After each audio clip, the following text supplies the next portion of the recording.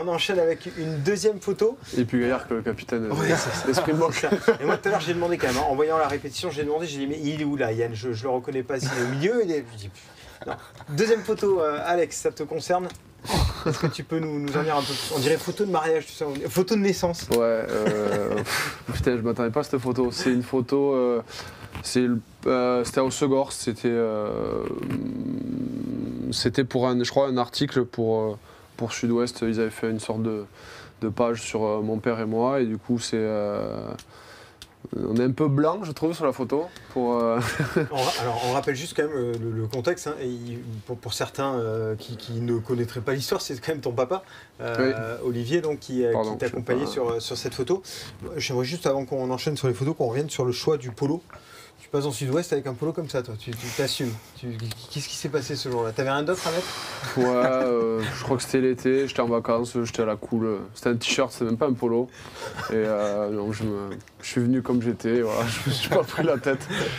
Je plaisante, bien sûr, c'est une photo qui va arriver sur notre écran. C'est une photo, il me semble que c'est en cadet première ou deuxième année, je sais plus, à Bayonne. Durant un derby entre Biarritz et Bayonne. Seul derby, je crois, que j'ai perdu contre Bayonne. Voilà, pour la petite anecdote. Mais sinon, ouais, super souvenir, un peu comme a dit Yann.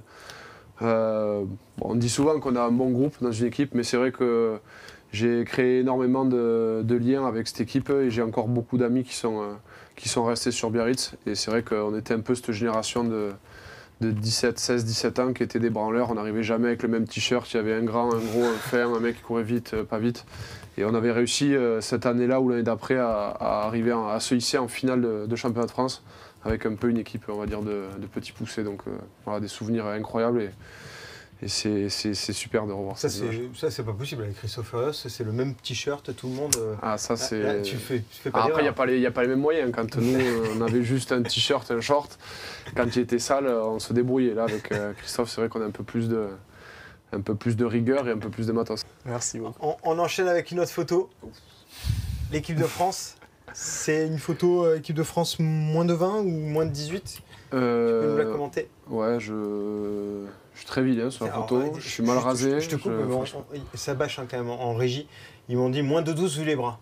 Je te dis juste ce qu'ils ont dit. Ouais, si tu veux leur répondre, vas-y, tu peux. Hein. Non, je réglerai mes comptes après l'émission. Non, mais ouais, en moins de 20, une action, je crois que c'était en Géorgie, pendant la Coupe du Monde, moins de 20. Donc voilà, pareil, un très bon souvenir. Je crois qu'on avait fini 4e cette année-là. J'avais eu la chance de faire une Coupe du Monde avec la génération du dessus l'année avant, où ça a été un peu moins bien. Mais là, voilà, pareil, un souvenir énorme en Géorgie, puisqu'on fait un bon tournoi. On découvre la dernière photo de cette session et séquence souvenir. Alors là, il faut nous expliquer. Je crois que malgré mon